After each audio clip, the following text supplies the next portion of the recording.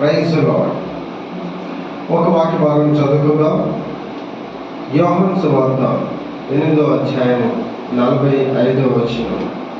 యోహాను సువార్త 8వ అధ్యాయము 45వ వచనాన్ని మనం చదువుకుందాం. ఎవరైనా తీసి గట్టిగా చదవండి.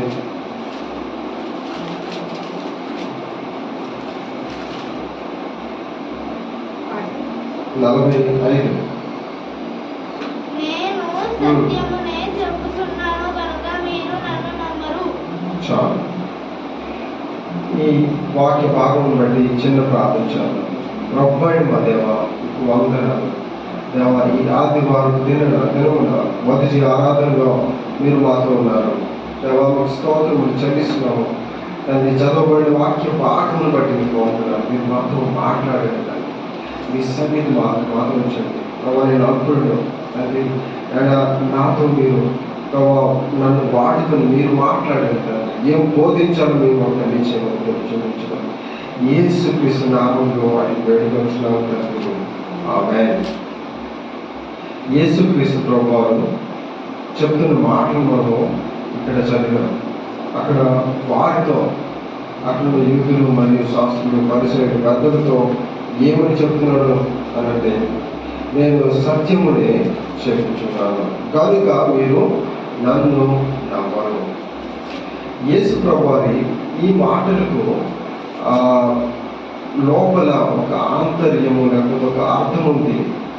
ఈ మాటలు మాట్లాడుతున్నప్పుడు యేసు ప్రభువారు ఒక బహుశా కొంచెము ఫీల్ అయి ఉంటాడు, లేకపోతే ఏమంటారు దాన్ని, మనసులో కొంచెం బాధపడి ఉంటాడు. ఎందుకు అంటే ఈ లోకానికి ఆయన సత్యవర్తనుడిగా వచ్చాడు. సత్యమును బోధించుటకు నేనే సత్యము అని చెప్తూ ఆయన సత్యమునే ప్రకటించాడు. అయితే అక్కడున్న జనములు సత్యమును నమ్ముటలేదు, అబద్ధమునే వారు సత్యముగా నమ్ముతూ ఉన్నారు. అందుకే ఆయన చెప్తూ ఉన్నాడు ఏంటి అని అంటే, నేను సత్యమును చెప్తున్నాను, అయితే మీరు నమ్మరు దానిని. ఇది వరకు నమ్మలేదు, ఇప్పుడు కూడా వాటిని నమ్మరు అని చెప్తూ ఉన్నాను. నేనైతే సత్యమునే చెప్తూ ఉన్నాను. దేవుడు సత్యవంతుడు, ఆయనలో అసత్యము ఏమాత్రం లేదు. అతడు మానవుడు కాదు అబద్ధం ఆడుటకు అని దేవుడు వాక్యం సెలవిస్తాడు. నిజమే కదా? దేవుడు ఎక్కడైనా అబద్ధం ఆడుతాడా? అబద్ధం ఆడితే అతడు దేవుడు ఎట్లా అవుతాడు? లోకంలో ఒక నానుడి ఉంది, ఒక వాడుక ఏంటి అని అంటే, అవసరమైన చోట మనం అబద్ధము చెప్పవచ్చు. అబద్ధము చెప్పి దాని నుంచి, ఆపద నుంచి తప్పించుకోవచ్చు అనే ఒక వాడుక ఉంది. కానీ దేవుని ఉద్దేశంలో అబద్ధము చాలా నేరము. అబద్ధమును దేవుడు సహించడు. ఎందుకు అంటే దేవునిలో అబద్ధం లేదు. అందుకే దేవుడే కుమారుడిగా ఈ లోకానికి వస్తూ ఆయన ఈ లోకములకు సత్యమునే బోధించాడు. ఎక్కడ అసత్యము పలుకలేదు. అందుకే యోహాను సువార్త 14వ అధ్యాయం 6వ వచనంలో తానే స్వయంగా ఈ మాట చెప్పాడు. నేనే మార్గము, నేనే సత్యము, నేనే జీవము, నేనే సత్యము అని ఆయన తెలియజేశాడు. ప్రభువారే సత్యము, దేవుడే సత్యము. మనకు కనిపిస్తున్నదంతా కూడా అసత్యమైన లోకంలో మనం బ్రతుకుతూ ఉన్నాము. ఈ లోకము అసత్యమైనది, లోకము నిజమైనది కాదు. దేవుడు ఈ మాటలు తెలియజేస్తూ ఉన్నాడు. ఆయన ఆవేదన ఏంటి అని అంటే, ఈ లోకానికి ఆయన వచ్చి సత్యమును పలికాడు, సత్యమును బోధించాడు. అయితే చాలా మంది ఆ సత్యమును అంగీకరించుటకు సిద్ధంగా లేరు. వారు ఎన్ని నిజములు చెప్పినా, ఎన్ని సత్య బోధన చేసినా వారు దానిని అంగీకరించుటకు సిద్ధంగా లేరు. అందుకే ప్రభువా చెప్పారంటే ఏంటి అని అంటే, నేను సత్యమునే పలుకుతున్నాను అయ్యా, మీరెందుకు వినట్లేదు, మీరెందుకు వినట్లేదు, మీరెందుకు నమ్మరు అని అర్థం ఇచ్చినట్లుగా మీరు నమ్మట్లేదు అని అంటున్నారు. చూడండి, ఇదే అధ్యాయంలో 8వ అధ్యాయంలోనే 46వ వచనం చదవండి.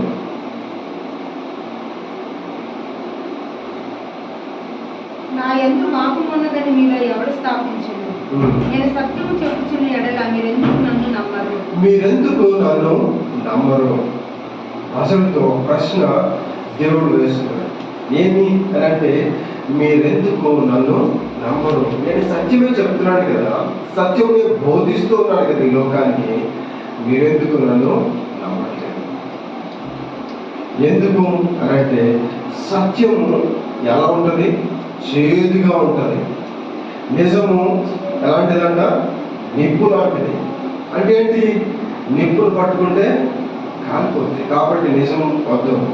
సత్యము మరి ఎలాంటిదంటే చేదు వంటిది. చేదుని ఎవరు ఇష్టపడరు, కానీ అది ఆరోగ్యం. సత్యము మంచిది. సత్యము మిమ్మల్ని స్వతంత్రులుగా చేస్తుంది అని దేవుడు వాక్యం సెలవిస్తున్నామండి. సత్యంలో మనం బ్రతికితే మనము స్వతంత్రులము అని దేవుడు తెలియజేస్తా ఉన్నాడు. కానీ ప్రజలు అబద్ధమును నమ్ముటకు సిద్ధంగా ఉన్నారు, కానీ నిజమును సత్యమును నమ్ముటకు సిద్ధంగా లేరు. ఏంటా సత్యము అనంటే, దేవుడే సత్యము, ఆయన మాట సత్యము, ఆయన బోధ సత్యము, మిగతాదంతా అబద్ధము అని దేవుని వాక్యం సెలవిస్తాము. చూడండి, మనము 8వ అధ్యాయము 45వ వచనము 46వ వచనం చదివాము. ఇప్పుడు 44వ వచనం చదవండి ఎవరైనా. మీరు మీ తండ్రియగు అపవాది సంబంధులు, మీ తండ్రి దురాశను నెరవేర్చగోరుచున్నారు. ఆది నుండి హంతకుడై ఉండి సత్యమందు నిలిచినవాడు కాడు, ఆయనకు సత్యమే లేదు. వాడు అబద్ధమాడునప్పుడు తన స్వభావం అనుసరించి మాట్లాడు. వాడు అబద్ధకుడు, అబద్ధములకు జనకుడునయ్యాడు. ఎవరు ఈయన? అబద్ధములకు జనకుడు ఎవరు? పిల్లలు చెప్పండి. సాతాను. జనకుడు అనంటే తండ్రి అన్నాడు, లేదా జనింపచేయవాడు అనే అర్థం. అబద్ధమును పుట్టించువాడు అనే అర్థం. అపవాది లోకంలో ప్రజలను అబద్ధము వైపు నడిపిస్తూ ఉన్నాడు, చెడు మార్గము వైపు నడిపిస్తూ ఉన్నాడు. దీంట్లో ఆనందం అని చెప్తూ ఉన్నాడు. దానిని ప్రజలు నమ్ముతూ ఉన్నారు, యవనస్తులు నమ్ముతున్నారు. ఆ చెడులో, ఆ పాపంలో పడిపోతూ ఉన్నారు. అయ్యా, అది సత్యం కాదు, అది అబద్ధము అని చెప్తున్న వారిని, నీవు మూర్ఖుడు, నీకేం తెలియదు, నువ్వు ఇంకా పాతకాలంలో ఉన్నావు అని మరి సత్యము చెప్పిన వారిని వారు అడ్డగిస్తూ ఉన్నారు. అందుకే ఒక దేవుని ఆవేదన ఏంటి అని అంటే, నేను సత్యము చెప్తుంటే మీరెందుకు నమ్మరు, మీరెందుకు నమ్మరు అని ఒక ప్రశ్న వాళ్ళని దేవుడు వేస్తున్నాడు ఈ సమయంలో. సత్యమును ఎందుకు మీరు నమ్మరు, ఎందుకు గ్రహించరు? దేవుని బాధను మీరు అర్థం చేసుకుంటారా?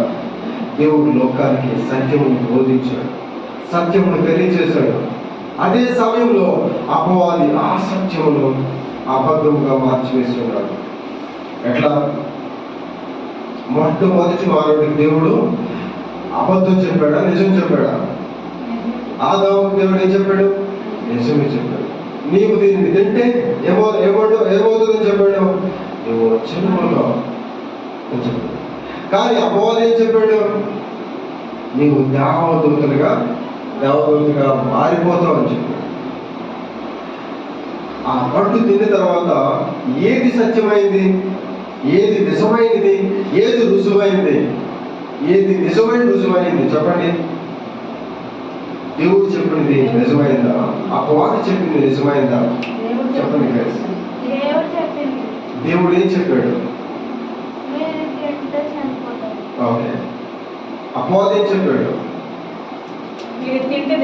దేవదూతల వలె మారిపోతారు. కానీ వాళ్ళు తిన్న తినాల వారికి ఏం తెలిసిందంటే, వారు మానవులు అని తెలిసింది. వారికి శరీరము కప్పబడలేదు, శరీరము పైన ఏ వస్త్రము లేవని తెలిసింది, సిగ్గు తెలిసింది, భయము వారిలో వచ్చింది. ఇంతకు ముందున్న దేవుని స్వరూపమును వారు వదులుకున్నారు. దేవుడు చెప్పింది నిజమైంది, అపవాది చెప్పింది అబద్ధమైంది. కానీ వారు దేనిని నమ్మారు? అపవాది చెప్పిన దానిని వారు నమ్మారు, విశ్వసించారు. ఇప్పుడు దేవుని ఆవేదన ఏంటి? అక్కడికి వచ్చి ఆదాము ఎక్కడున్నావు అని అడిగాడు దేవుడి ఆవేదన ఏంటి ఇప్పుడు? అయ్యా నేను నిజం చెప్తే నీవెందుకు నమ్మలేదు? అదే ప్రశ్న యేసుప్రభువు వారు అడుగుతూ ఉన్నది సమయంలో. అయ్యా నేను నిజముని ఈ లోకమునికి బోధించాను, ఏ పాపం నాలో లేదు, ఏ అసత్యం నాలో లేదు, ఏ దాపరికం నేను చేయలేదు, సమస్తమును ఈ లోకానికి సత్యమును బోధించాను. అయితే మీరెందుకు ప్రజలారా, మీరెందుకు ఈ సత్యమును వినట్లేదు, నమ్మట్లేదు? ఆ సత్యం ఏంటి? అనేకమైన సత్యాలు చెప్పడంలో ఒక సత్యాన్ని తెలియజేస్తాం. దేవుడే సత్యమైనడు, మొదటి సత్యం. రెండవది, పాపము చేసిన మరణం వస్తుంది. దేవుడు ఆదిమ కాలంలో ఆదిమ వ్యక్తికి అదే సత్యమును తెలియజేశాడు. నువ్వు దీన్ని తింటే మరణిస్తావు, పాపం చేస్తే మరణిస్తావు అని. ఈ సమయం ముందు కూడా దేవుడు ప్రజలకు తెలియజేస్తూ ఉన్నాడు సత్యం ఏంటి అని అంటే, ప్రజలారా మీరు పాపంలో జీవిస్తే దానికి తగిన శిక్ష మీరు పొందుకుంటారు. పాతాళం మీ కొరకు ఎదురు చూస్తుంది, నరకం మీ కొరకు ఎదురు చూస్తుంది. అపవాది దాని దూతల కొరకు వచ్చబడిన ఆ యొక్క నరకము మీరు పాత్రలవుతారు అని సత్యమును ప్రభువారి లోకానికి తెలియజేశారు. కానీ ప్రజలు దాన్ని నమ్ముటకు సిద్ధంగా లేరు.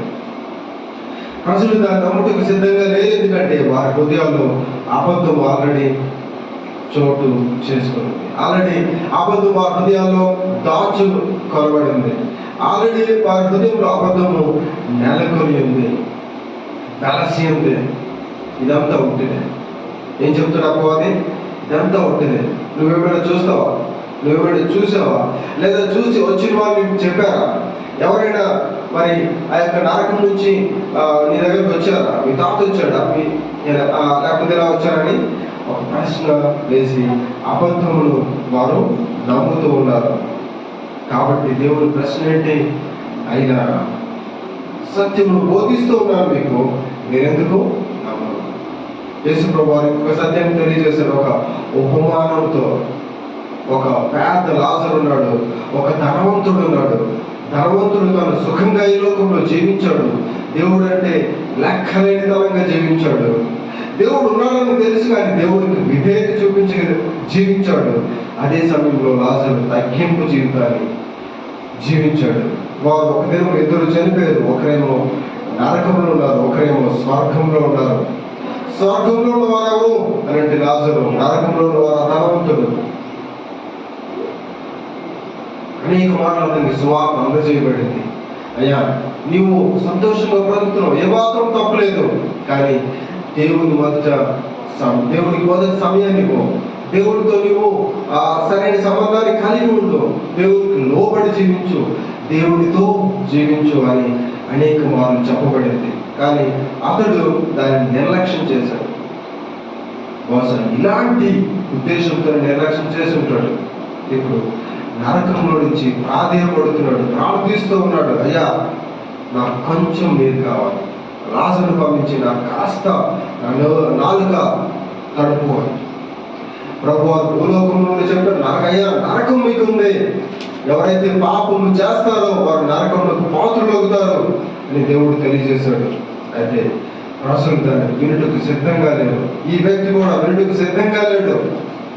కాబట్టి ఆయన ఇప్పుడు నరకంలో ఉన్నప్పుడు అర్థమైంది, అవును నిజంగా నరకం ఉంది. అక్కడి నుంచి ప్రార్థిస్తున్నాడు ప్రభువుని. ఏమని అంటే, అయ్యా నాకింకా సహోదరులు ఉన్నారు, ఈ లోకంలో ఇంకా నాకు సహోదరులు ఉన్నారు, వారు కూడా ఇక్కడ రావడం నాకు ఇష్టం లేదు. నేను అనుకున్నాను నరకం లేదని, నేను అనుకున్న ఈ బాధలు లేవని, నేను అనుకున్న ఇదంతా ఒట్టిదే అని కొట్టి పడేశాను.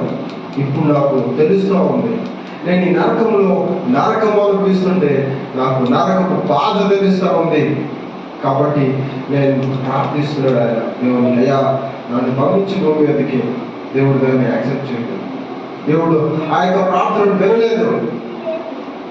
ఏం చెప్పాడు? మోషే వంటి ప్రవక్తలు అక్కడ ఉన్నారు. వారు చెప్తున్న మాటలు విని వారు నమ్మితే ఈ నరకపు ప్రదేశం నుంచి, నరకం నుంచి రక్షించబడతారని దేవుడు తెలియజేస్తాడు. దీని అర్థం ఏంటి అని అంటే, ప్రజలారా మీకు వాక్యము తెలియపరచబడుతూ ఉంది. మీరు పాపం చేస్తే నరకంలో జీవిస్తారు. పాపం నుంచి రక్షించగల యేసుక్రీస్తు ప్రభువారు ఒక్కడే దేవుడై ఉన్నాడని దేవుని వాక్యం సెలవిస్తాడు. కాబట్టి ఈ లోకములకు రక్షకుడైన ఆయన్ని మీరు నమ్మితే ఆ నరకపు ప్రాయం నుంచి తప్పించబడతారు. ఆయన తెలియజేస్తా ఉన్నాడు. సత్యము చెప్పిన తర్వాత కూడా ప్రజలు నమ్మట్లేదంట. అందుకే ప్రభువారు ప్రశ్న వేస్తున్నారు, అయ్యా నేను సత్యమునే బోధించుచున్నాను, కానీ మీరు ఎందుకు నమ్మరు? అక్కడ వాక్యం తెలిసిన అనేక మంది ప్రజలు ఉన్నారు, యూద ప్రజలు ఉన్నారు, మత ప్రతిష్ఠులు ఉన్నారు, దేవుని వాక్యాన్ని ఎరిగిన వారు ఉన్నారు. ఆయనను వారు నమ్మట్లేదు, ఆయనను వారు విశ్వాసం ఉంచట్లేదు. అందుకే దేవుని ఆవేదన ఏంటి అంటే, అయ్యా మీరు ఎందుకు సత్యమును నమ్మట్లేదు? ఎందుకు సత్యము నమ్మట్లేదు అని అంటే, ఆల్రెడీ లోకంలో అబద్ధము ప్రచారం చేయబడింది. అబద్ధము పుట్టించే ఒక వ్యక్తి ఈ లోకంలో ఉన్నాడు, ఒక శక్తి ఈ లోకంలో ఉన్నాడు. అతడు అపవాది.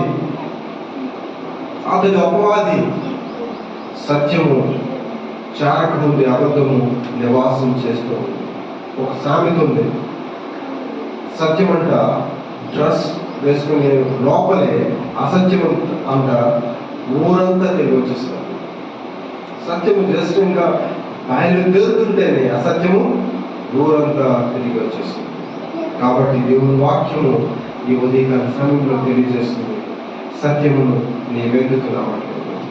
సత్యమును ఎందుకు నీవు నమ్మట్లేదు?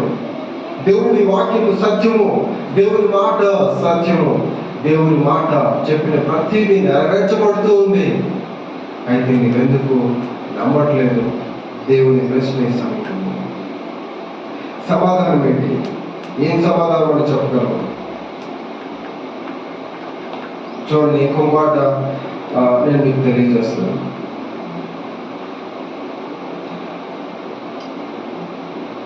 ప్రోవర్బ్స్ అనగా సామెతల గ్రంథము 12వ అధ్యాయం 19వ వచనం. 12-19 సామెతల నిజమాడు పెదవులు నిత్యము స్థిరమై ఉండును, అబద్ధమాడు నాలుక క్షణ మాత్రమే ఉండును.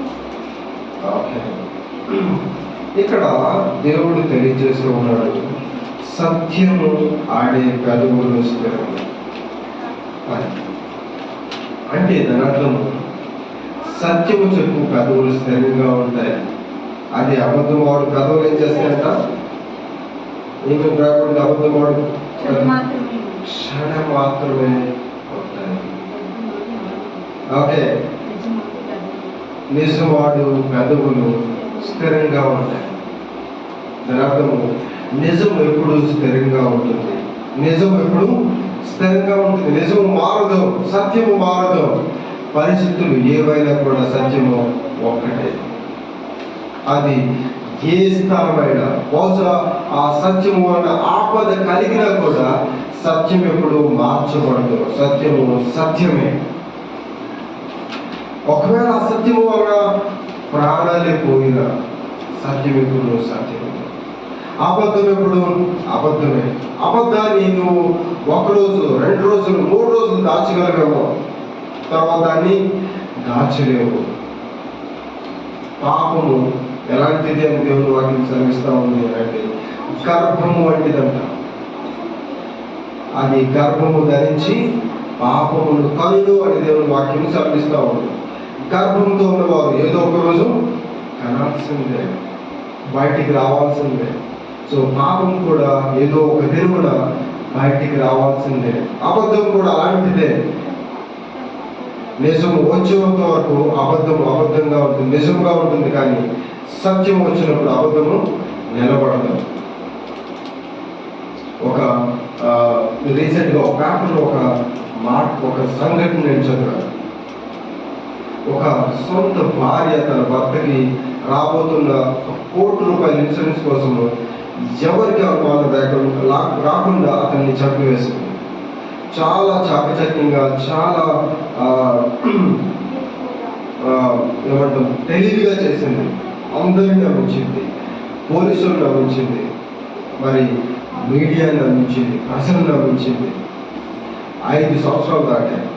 5 సంవత్సరాల తర్వాత చిన్న పొరపాటు, చిన్న మెసేజ్ ఆమెను పట్టించింది. ఇద్దరు ఆమె మరి పోలీస్ కస్టడీలో ఉంది. ఆమె మరి జైల్లో ఉంది. కారణం ఏంటి? ఒక అబద్ధాన్ని నిజంగా నమ్మించింది.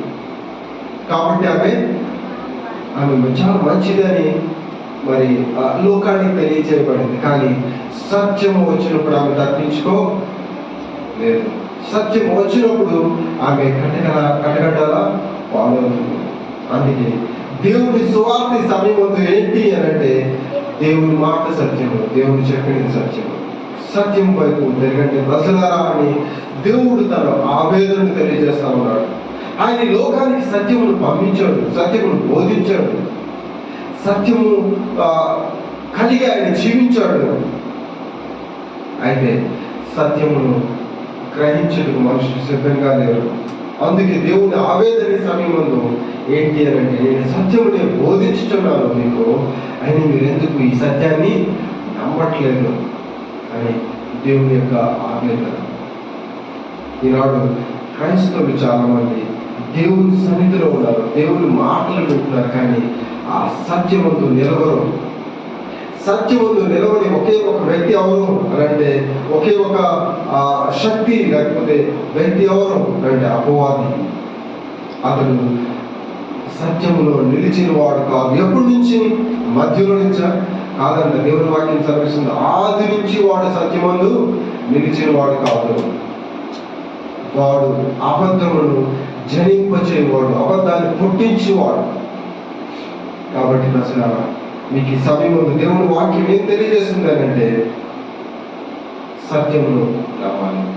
దేవుడే సత్యమైనాడు, ఆయనే సత్యము, ఆయన చెప్పినది సత్యము. బైబిల్లో ఒక మాట మనందరికీ తెలిసి ఏంటంటే, ఏం చెప్పండి అని అంటే, ఈ లోకము గతించిన, ఏమి గతించినా కూడా దేవుని మాట గతించదు. అందులో ఒక పొల్లైనా కూడా తప్పిపోదు అని దేవుని వాక్యము సెలవిస్తాం. దేవుని మాట ఎప్పుడు కూడా తప్పిపోదు. అనాది కాలం నుంచి ఆయన చెప్పిన ప్రతి మాట నెరవేర్చబడుతూ ఉంది. పాత నిబంధనలో రక్షకుడు రాబోతున్నాడని తెలియజేశాడు. కొన్ని వందల సంవత్సరాల తర్వాత రక్షకుడు పుట్టాడు. నూతన క్రియ చేయబోతున్నాడని చెప్పాడు, నూతన క్రియ ఆయన చేశాడు. అనాది కాలంలో దేవుడు చూడనట్టు వదిలేసినాడు. ఈ కాలం అయితే అందరూ రక్షణ పొందాలని తన కుమారుని లోకానికి పంపించాడు. ఒక రక్షణ మార్గాన్ని ఏర్పాటు చేశాడు. సత్యం వైపు తిరగమని ప్రబోధన చేసి ఉన్నాడు.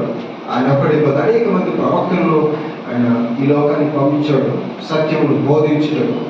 అయితే ప్రజలు సత్యమును యాక్సెప్ట్ చేయడానికి సిద్ధంగా లేరు. ఈ దినం వారు అనేక మంది క్రీస్తు ప్రభువారిని నమ్మకపోవడానికి కారణం ఏంటి అంటే, వారి హృదయాల్లో అబద్ధం ఆల్రెడీ నివాసం చేస్తూ ఉంది. ఆ సత్యమును నమ్మడానికి వారు ఆ యొక్క అబద్ధము ఒప్పుకోవట్లేదు. అందుకే దేవుని ఆవేదన, నేను సత్యముని బోధిస్తూ ఉన్నాను, మీరెందుకు నమ్మరు? ఎందుచేత మీరు నమ్మరు? ఎందుచేత అంటే ఇంకొక వాక్యం చదువుదాం. యోహాను సువార్త 10వ అధ్యాయంలో 26వ వచనం. అయితే మీరు నా గొర్రెలలో చేరిన వారు కారు కనుక మీరు నమ్మరు.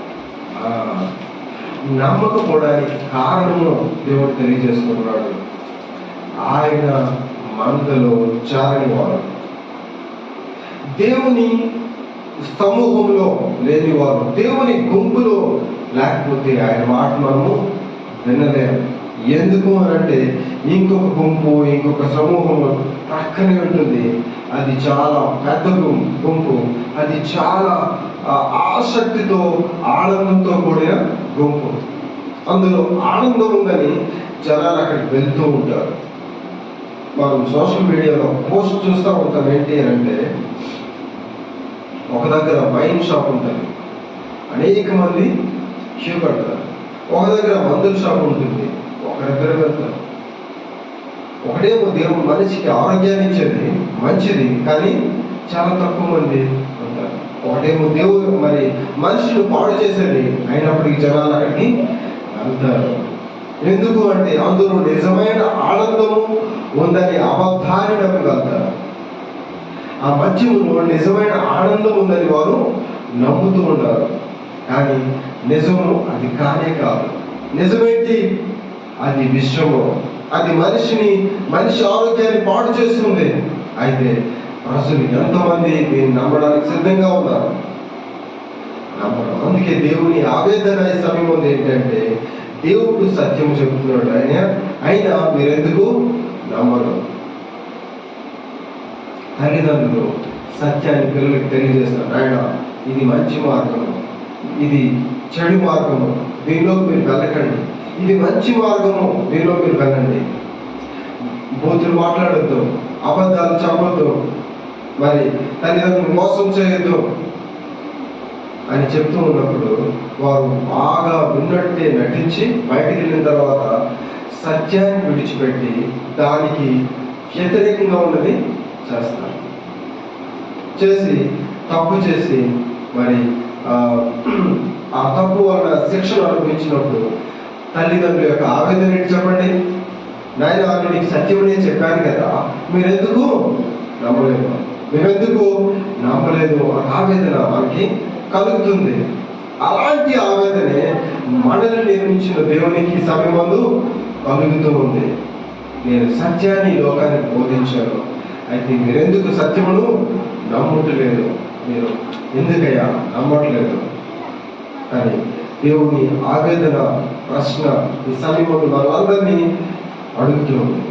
ఎందుకు మనం నమ్మవు అంటే, దేవుని సమూహంలోకి మనం రాకపోతే, దేవుని గుంపులోకి మనం రాకపోతే, దేవుని మాటను మనం అంగీకరించకపోతే, దేవుని మందలో చేరకపోతే దేవుని మాట మనకి కఠినంగా ఉంటుంది.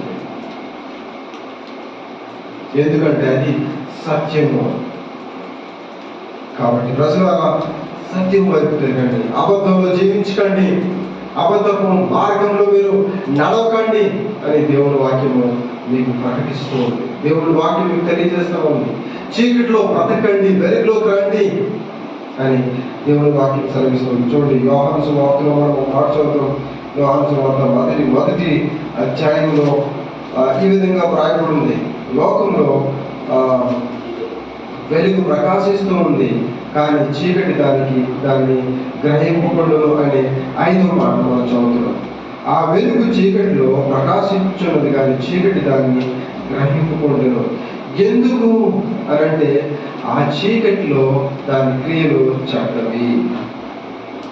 చీకటి క్రియలు చెడ్డవి కనుక దాన్ని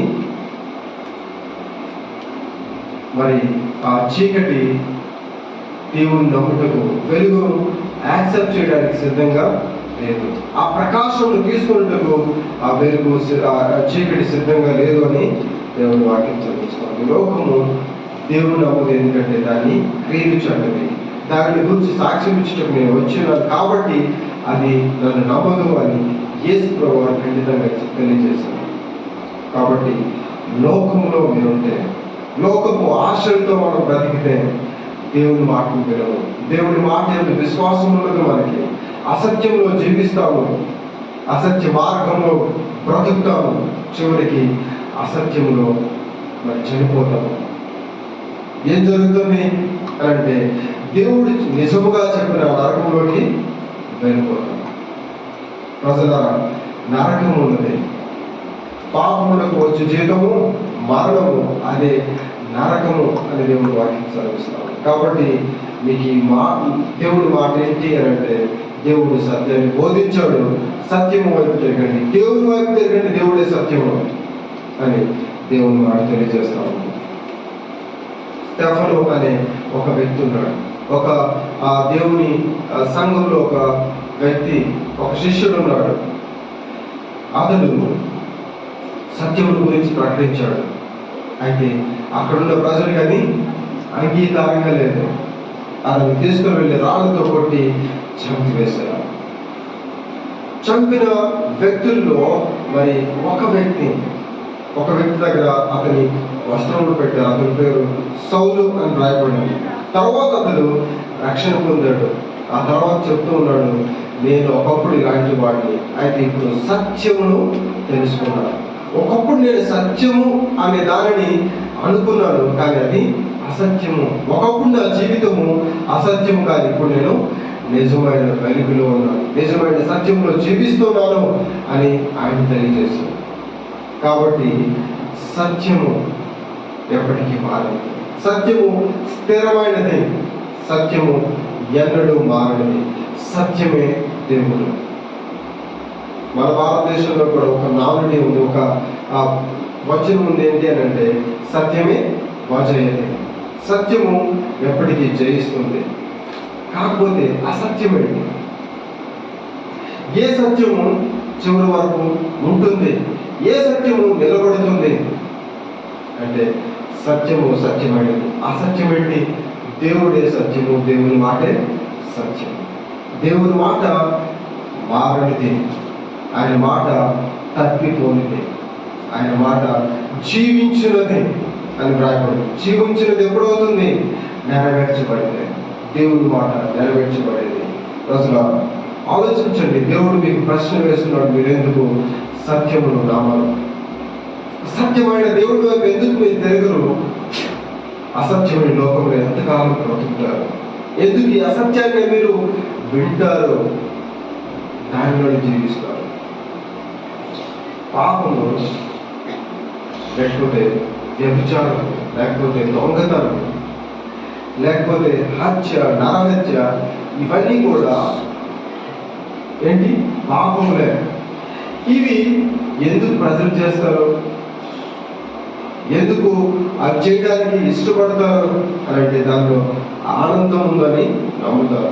కానీ మనందరికీ తెలుసు అది జీవితాన్ని పాడు చేస్తుందని. అయినా చేయడానికి ఎందుకు వారు సిద్ధపడతారంటే, వారి మనసులో అది నిజము, అది సత్యము, అది వారికి బాగు అనిపిస్తుంది కదా. కానీ నిజము వచ్చినప్పుడు అది అబద్ధమని పేరుతుంది. సత్యములో బోధిస్తూ ప్రభువారు అనేక మాటలు తెలియజేశారు. సత్యమైన ప్రేమ అది నిత్యము నిలుస్తుందని దేవుని వాక్యం దేవుని వాక్యములో తెలియపరచు. ప్రేమ నిత్యము నిలుచును. ప్రేమ. కానీ మనుషులు ద్వేషిస్తున్నారు. ద్వేషమే బాగుంటుంది అని అనుకుంటున్నారు.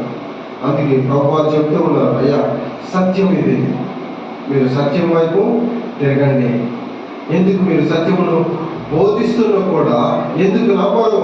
అది ఈ ఉదయకాల సమయం ముందు దేవుని యొక్క ఆవేదన మరొకసారి మాట చదివి నేను ముగిస్తాను. యోహాను సువార్త 8వ అధ్యాయము 46వ వచనం. నా యందు పాపమున్నదని మీలో ఎవడు స్థాపించును? నేను సత్యము చెప్పుచున్న ఎడల మీరు ఎందుకు నన్ను నమ్మరు? నేను సత్యము చెప్తున్న ఎడల మీరు ఎందుకు నమ్మరు? ఏది మిమ్మల్ని నమ్మకుండా ఆటంకపరుస్తుంది? మీలో ఉన్న అసత్యమా? మీలో ఉన్న అబద్ధమా? అబద్ధాన్ని మీరు సత్యముగా అనుకుని జీవిస్తున్నారా? ఎంతకాలం ఈ లోకంలో ఆనందము సత్యమని మీరు భావిస్తున్నారా? ఈ లోకంలో ఉన్న స్నేహము మరి నిత్యము సత్యమని మీరు భావిస్తున్నారా? నమ్ముతున్నారా? దానిలోనే మీరు జీవిస్తున్నారా? అయితే దేవుని వాక్యం చదివిస్తూ ఉంది అసత్యము. సత్యం ఏంటి? దేవుని ప్రేమ సత్యము, దేవుడి సత్యము, దేవుని మాట సత్యము. ఆయన వైపు తిరిగితే మీరు సత్యములో జీవించువారు. ఆ సత్యము మిమ్మల్ని స్వతంత్రులుగా చేస్తుంది. అదే సమయంలో దేవుని ఆవేదన ఏంటి? దేవుని ప్రశ్న ఏంటి అంటే, సత్యమును దేవుడు బోధిస్తున్నాడు, అయితే మీరెందుకు నమ్మరు? దేవునికి వందనాలు. దేవుడు తన వాటిని దీవించుగాక. ఆమేన్.